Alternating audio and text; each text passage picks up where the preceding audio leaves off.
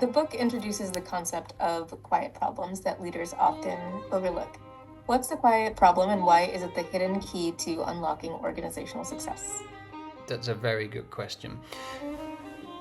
There's a big difference between quiet problems and loud problems. Those two things exist, and it's important to acknowledge and understand what a quiet problem is.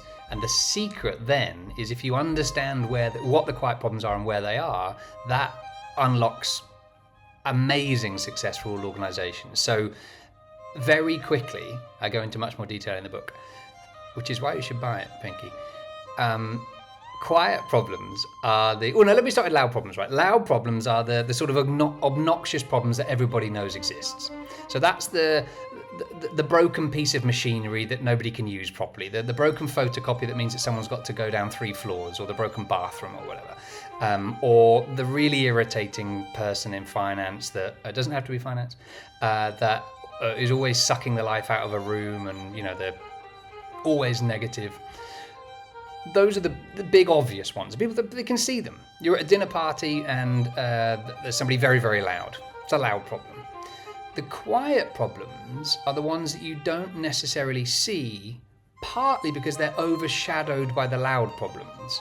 But the quiet problems are the little things, the spilt drink, the tiny stain on your suit that you can't really see because it's round the back a bit, or perhaps it's on underneath your knee, or the tiny little just nick on the bottom of your skirt that you don't really see. The problem with those is all of our attention goes to the loud problems.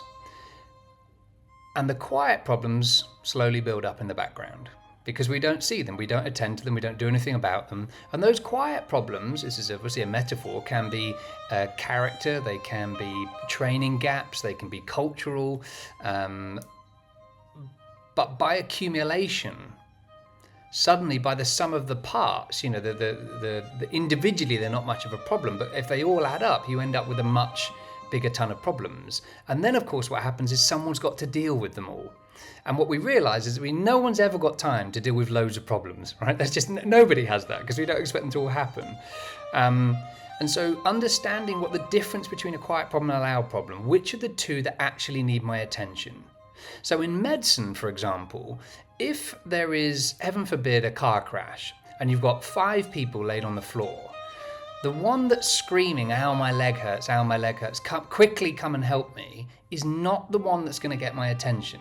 The one that's silent is the one that's going to get my attention. Because if you can't breathe, you can't scream. So that's a loud problem and a quiet problem. So being aware of that as a leader is understanding, okay, this is a loud problem, it's demanding my attention, but where are the quiet problems and are they going to cause us more damage? Titanic is a classic example of a loud problem and a quiet problem, right?